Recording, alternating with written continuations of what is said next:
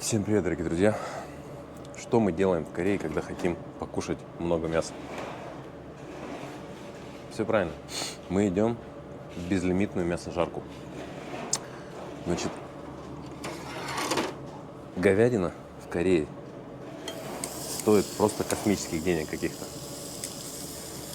Ну, если корейская говядина, то она стоит около 40-50 долларов где-то.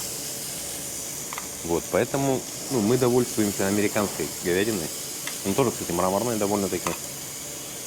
Мраморность прям хорошая у нее. И, в общем, мы выбираем день и приходим в корейскую вот такую безлимитную мясожарку, где ты один раз платишь за вход, тебе дают 1,5 или 2 часа, и ты кушаешь мясо столько, сколько в тебя влезет. Вот, я сегодня пришел в одну из таких мясожарок. Так, я сегодня еще не ел, поэтому нам нужно сначала что-то в себя погрузить, а потом только уже можно будет заказать, конечно, традиционный корейский соджу. Но это чуть позже.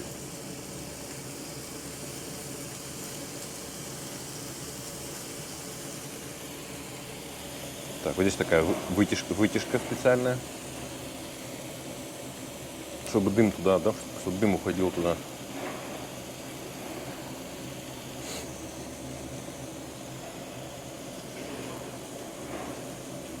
Только ее включили, она еще так.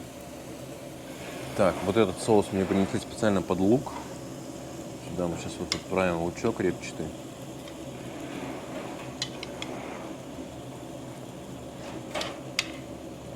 Ну, такой будет вкусненький маринованный лучок.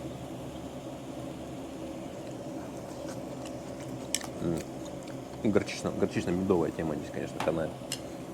Грибочки мы можем вот так выложить тоже сюда. Поджарить их.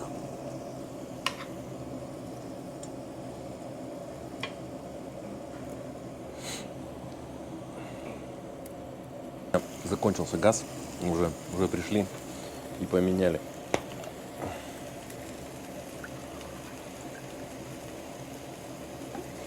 Стоимость такого заведения, если ты приходишь один, то всегда чуть дороже. И то, если вечером, допустим, тебя одного в такого заведения не пустят, потому что, невыгодно. Им невыгодно. Я пришел сегодня специально в обед. Стоимость 35 тысяч вон. Потому что говядина. Потому что это безлимитка с говядиной.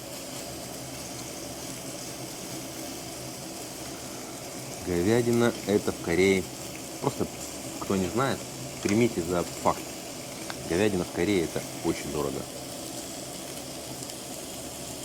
Если мы берем по международным меркам, я думаю, Корея будет прям в рейтинге, не знаю, топ-5 по стоимости говядины. Мне кажется, одна из самых дорогих в мире.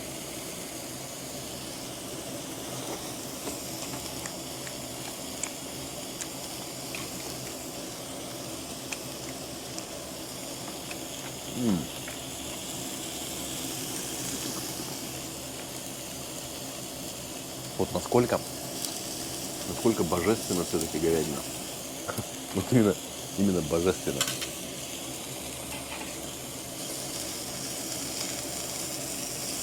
И самое главное, говядину ее долго пережаривать не надо. Немного пожарил, и она уже готова.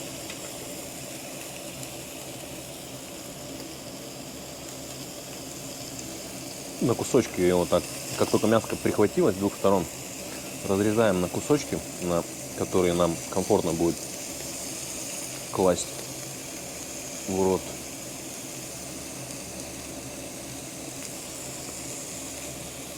Так, здесь вот жилы какие-то. Жилы мы отметаем.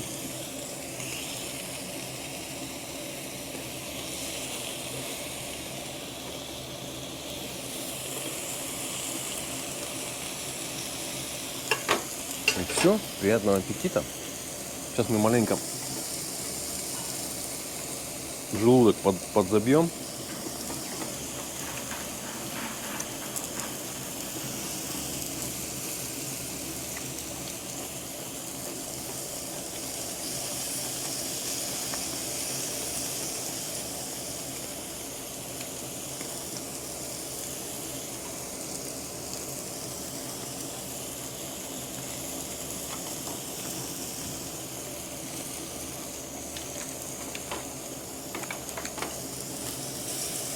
О, как это вкусно. Как я люблю говядину, а. Так, здесь маленько уже огонек подубаем. Как же я люблю говядину.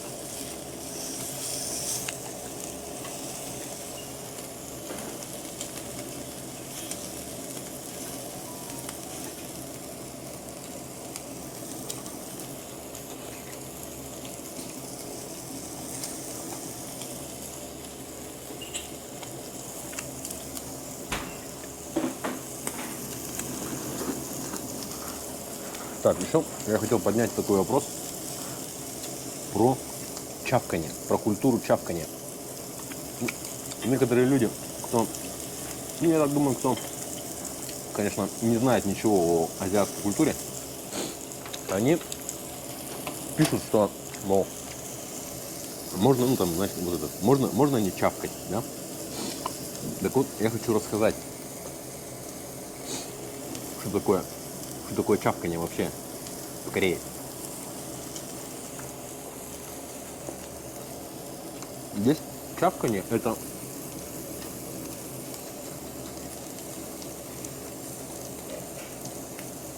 не что-то хамское, это не что-то из рук вон выходящее.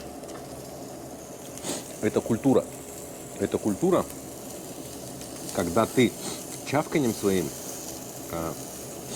ты показываешь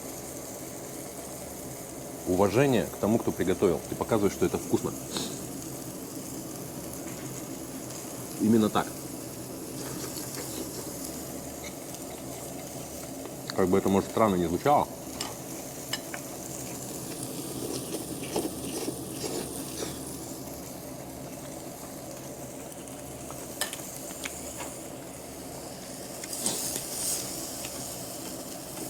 Ты показываешь то, что тебе вкусно. То, что ты с кайфом это ешь и проглатываешь. Плюс, когда ты... Как это по-нашему, как по-русски называется? Сербишь? Сербишь, да? Когда ты втягиваешь, вот вместе с пищей, втягиваешь вот этот воздух через нос, да, еще получается. Это на самом деле чавканье, это же тоже такой сложный процесс.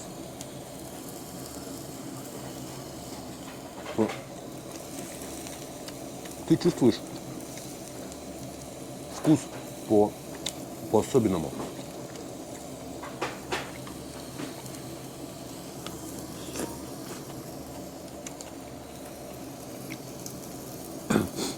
И вот я говорю, кто вам нужно просто пожить в Корее, в Китае, в Японии, и как бы и вы сразу это, конечно, не поймете. Но когда поживете там, я уверен, что через некоторое время вы тоже начнете капать, получать от пищи совершенно иное удовольствие.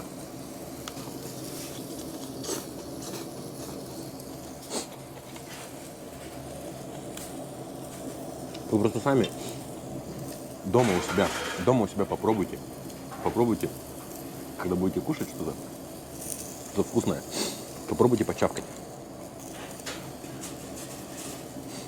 И вы поймете, что так естся гораздо вкуснее.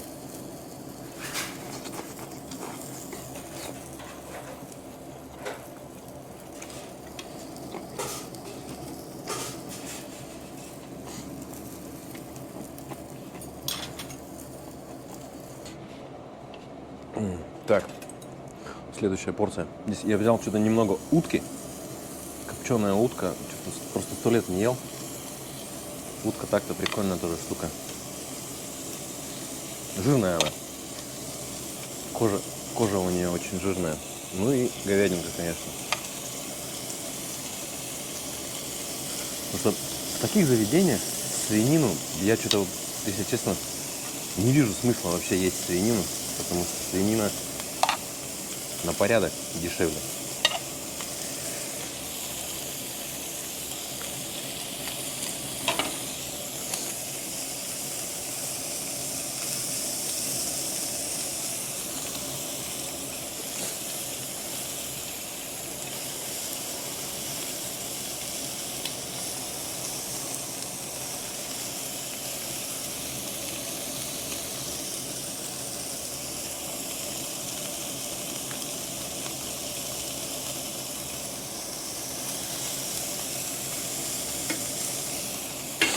Так. Как нам правильно открывать?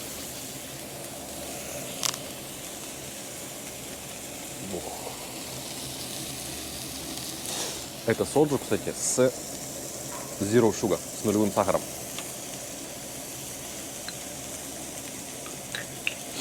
Когда немного поели, когда в желудке что-то уже есть, как? Вот просто, опять же, скажите мне, как с таким мяском не выпить корейской легенды, корейского соджика? Ну нереально.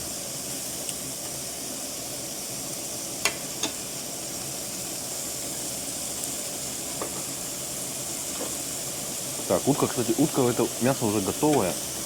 Его надо снимать побыстрее. Его надо снимать побыстрее. Так, у меня еще здесь говядина, да?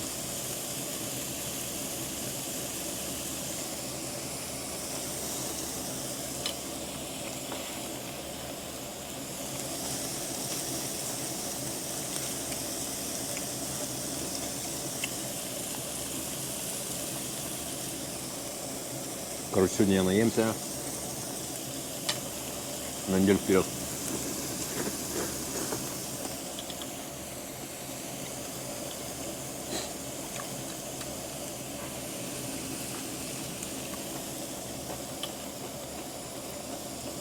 Про чавканье еще.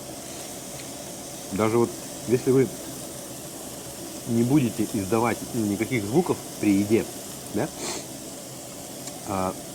корейцы, наоборот, могут подумать, что с вами что-то не то, вы какой-то не такой.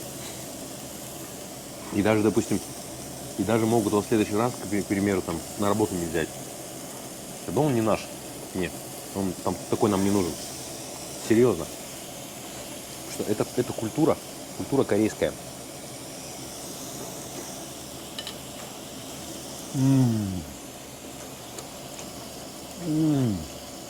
Вот это именно, вот этот сорт. Это вообще просто не, оно прям во рту тает. О, нифига, надо вот эту говядину брать. Так. Еще корейцы, видите, они очень любят очень выражать свои эмоции. То есть, к примеру, они, допустим, когда выпивают что-то вкусное, например, соджу, да, вот так.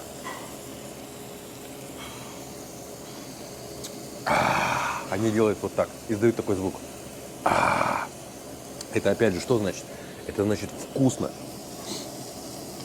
Это значит вкусно, серьезно. Вот такая культура у азиатов. Выражать свои эмоции звуками. Я вас уверяю, это абсолютно нормально.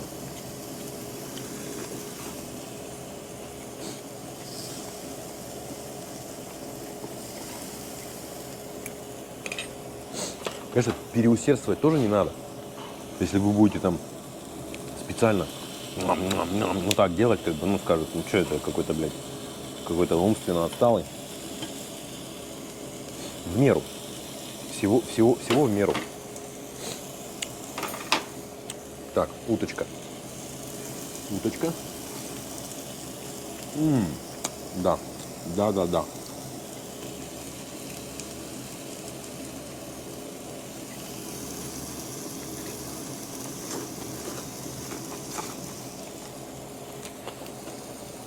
Спрашивали меня про этот, про костюм. Это, слушайте, это дешевый китайский ширпотреб, который стоит там буквально 3 копейки. Я просто его взял, ну здесь же леп, как я его не возьму?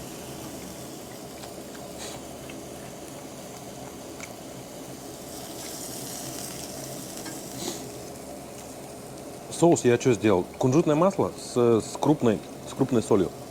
Вот такой соус. И, конечно, чесночок. Идеально.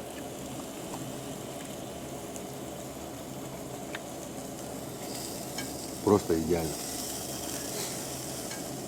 Блин, вот именно вот эта говядина, которую я взял, она очень вкусная. Это какая-то вот из разряда премиум класса, так сказать.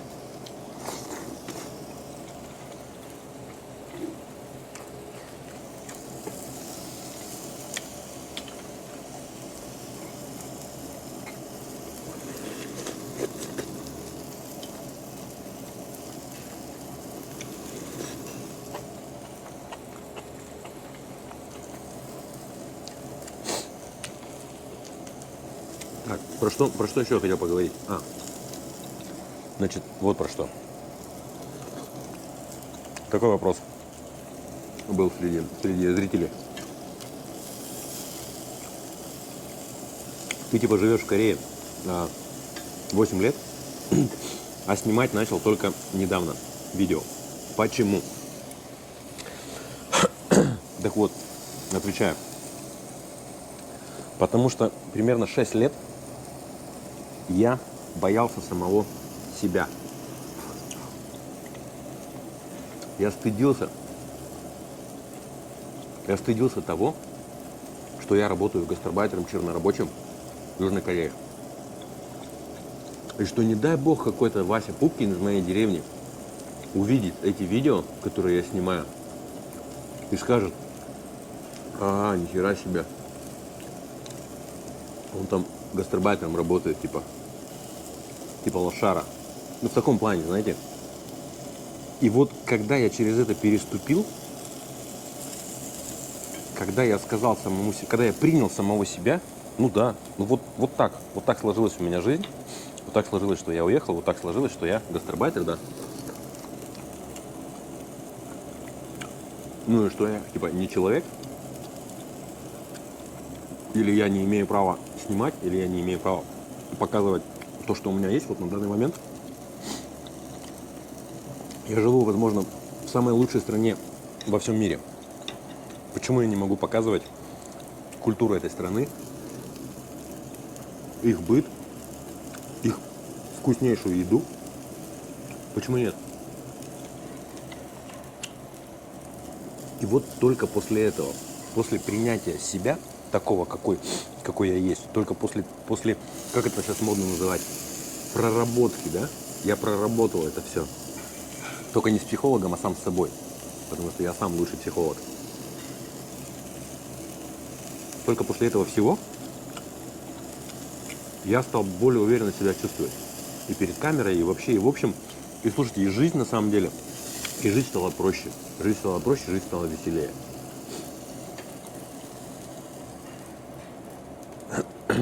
Вот серьезно, мы просто обязаны принимать себя такими, какие мы есть. Пухленькими, с неровными там зубами, бедные, любые. Вот любые, какие мы есть, мы обязаны себя любить. Именно такими, какие мы есть. А вот это то, что типа, то, что кто-то не начинает, там, допустим, свой блог из-за того, что типа, ну вот, типа сейчас я заработаю денег, уеду там куда-то, ну, станет у меня жизнь лучше, и я буду показывать это все. Так пройдет вся жизнь.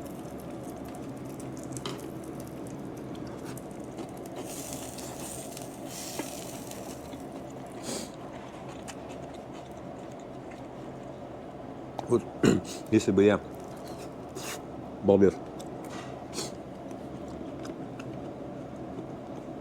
начал снимать еще в далеком 2017-2018, в те года,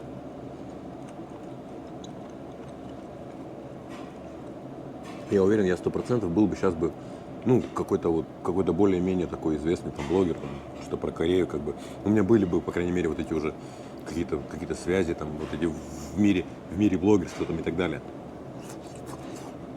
И мне говорили, мне много говорили, ну, именно вот которые друзья, как говорится, которых по пальцам одной руки можно пересчитать, да? Много раз говорили, почему ты до сих пор не снимаешь? Ты живешь в такой прикольной стране, почему ты не снимаешь? Я все находил какие-то отмазки там, ну, корейский ритм жизни, некогда, по 12 часов на заводе, там еще где-то. На самом деле это так, на самом деле, но, если ты действительно чего-то хочешь, если ты действительно ставишь какие-то вот перед собой цели, такие, ну, не глобальные, такие минимальные, и ты к ним идешь, у тебя все получится. У тебя 100% все получится. Вот просто запомни это. Раньше, когда я с этим не сталкивался, я думал, что блогеры — это вот одни из самых халявщиков. Ни хера не делают, получают бабки. Только когда я с этим столкнулся, только когда я начал что-то вот делать, какие-то примитивные свои вот эти видео,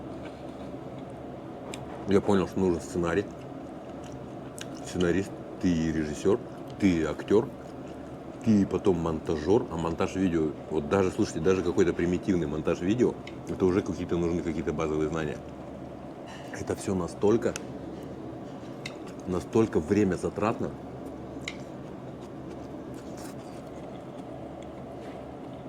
И вот тут я, конечно, я схватился за голову, я переосмыслил сразу все то, что я говорил, что я был неправ абсолютно, что блогеры это халявщики. Так, очередная партия прибыла. Какая уже по счету? Третья? Вторая? Четвертая? Блин, ну вот эта говядина, она прям топовая.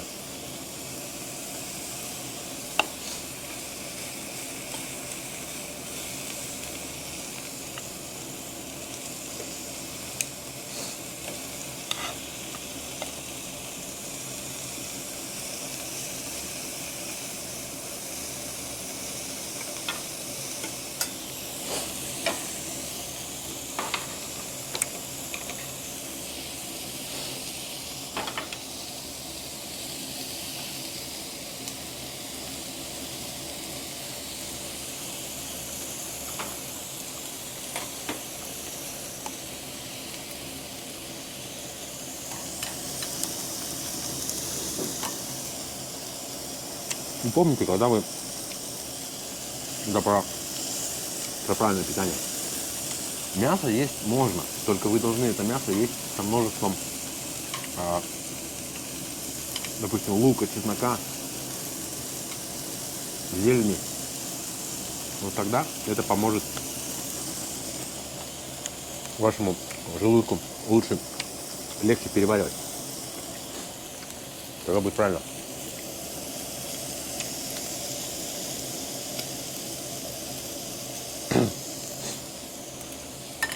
Так, что-то я соду-то не пью. Почему? И вот, опять же, культура питья. Это не значит, что нужно набухиваться, чтобы потом тебя выносили на ногах из заведения. Просто ты для аппетита, да, опять же, для лучшего приема, так сказать, тяжелое мясо — это тяжелая пища, ты употребляешь немного алкоголя. Причем алкоголь, что это? 16 градусов. 16 градусов алкоголь. Это вот чисто для аппетита.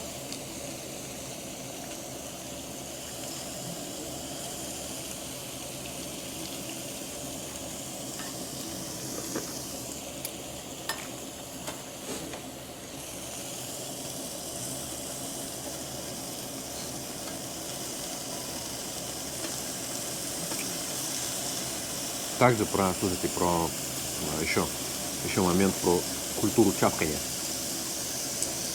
Тоже получается, слюна у вас вырабатывается еще при жевании, то есть более активно.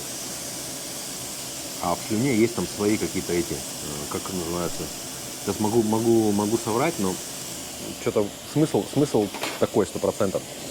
В общем, что вы еще на стадии жевания, да, тщательного пережевывания, когда вы чавкаете, вы опять же облегчаете работу своему тракту пищеварительному.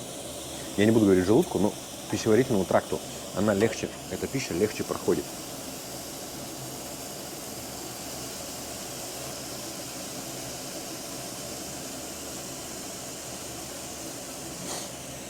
Ну, а пока мясо жарится, не забудьте поддержать гастарбайтера. Это поддержка так нужна ваша. Вот этом в начале пути, вот эти первые подписчики. Нам, кстати, нас уже перевалило за 500 подписчиков. Уже достижение. Мне нравится, что люди пишут хорошие положительные комментарии, хорошие отзывы. Типа, нам нравится, как ты вкусно ешь там. Здесь вообще в ТикТоке, кстати, у меня там один видос залетел, нарезка, просто как я по-корейски прошу принести мне соджу. Сижу, ем корейский суп сундуку. И мне начали писать куча именно корейцев. И все, то есть, прям куча, серьезно. До сих пор еще продолжают писать, я там отвечаю на комментарии, что, типа, они видят во мне, как бы, своего. Типа, он понимает действительно в толк в культуре корейской еды. Мне очень приятно прям. И мне прям так льстит это. Ваше здоровье.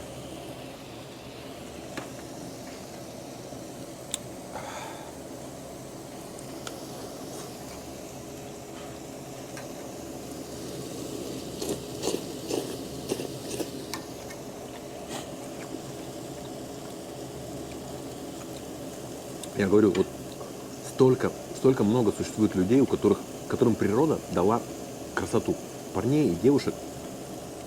Но они не ведут свои блоги какие-то, не рассказывают о своей жизни. Хотя у них уже априори плюс 50% к успеху. Потому что они красивые. У них ровные белоснежные зубы. У них правильный нос. У них большие глаза. У них хороший волос, хорошая прическа. В отличие от меня. Вроде бы прям им, дано снимать блоги. Но нет, они этого не делают. Они снимают какой-то там офисной, может быть, работы. А кто-то может также где-то и гастарбайтером там работает. В том плане, что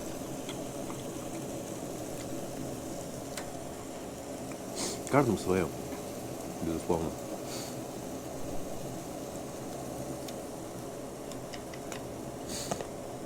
Я просто вспоминаю, когда я жил еще в своей деревне, так сказать. У меня город небольшой. Это я так утрирую. Я родом сам из Хакасии. Слушайте, я вспоминаю просто соцсети, когда они только там начали появляться. Вообще соцсети, это что было это, допустим, для меня? Это было такое, где ты как бы мог понтануться, что ты где-то там побывал, да, выставить туда фотки. Понтануться, что ты там что-то купил новое. Понтануться какой-то вкусной едой, там, потом мода возникла на это, выставлять это, фототь еду. То есть это было такое место, да, для понтов. Одни понты там были.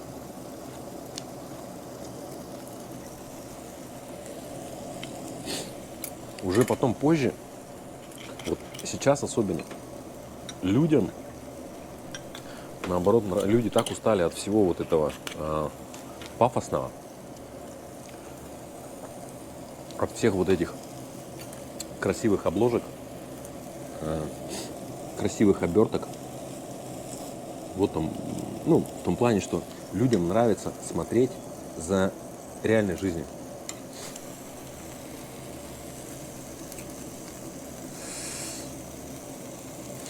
В том плане, что тоже я вот хочу сказать тем людям, которые снимают блоги про себя, про повседневную жизнь, ни в коем случае не опускайте руки, не сдавайтесь.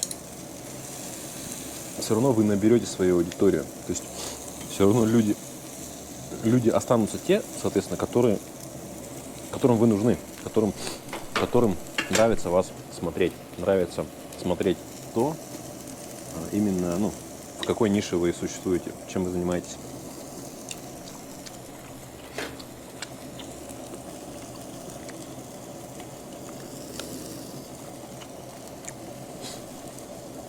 Выгорание, еще раз говорю, выгорание эмоциональное происходит, потому что одному заниматься этим всем очень, очень тяжело эмоционально. Вот просто даже эмоционально. Потому как у меня есть моя тяжелая физическая работа, с которой я зарабатываю себе на хлеб, да? А также у меня есть вот это творческое занятие, только в начале пути, которое не дает ничего. Ну, то есть никаких денег, да, понимаете?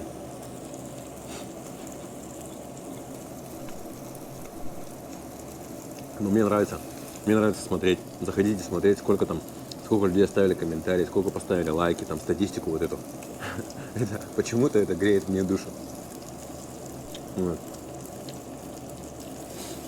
Поэтому не сдаваться. Главное не сдаваться. Дай Бог, чтобы в этом году, в 26 году, все получилось. И у меня, и у вас, кто занимается подобным делом.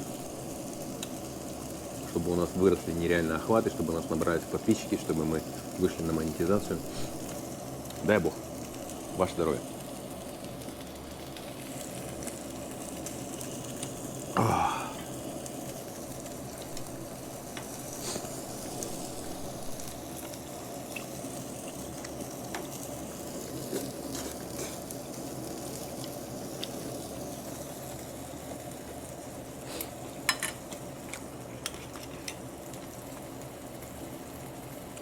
Так, ну я уже прям наелся хорошенько.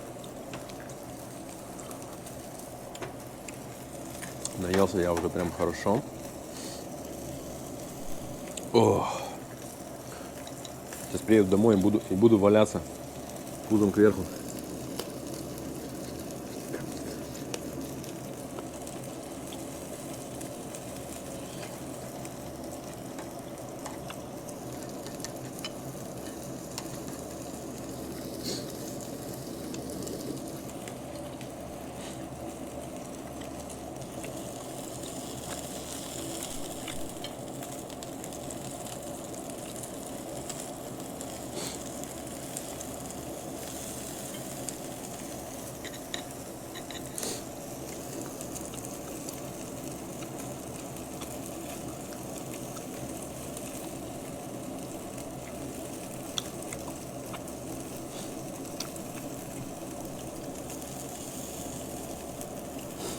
В общем и целом, всем спасибо, кто посмотрел до конца это видео.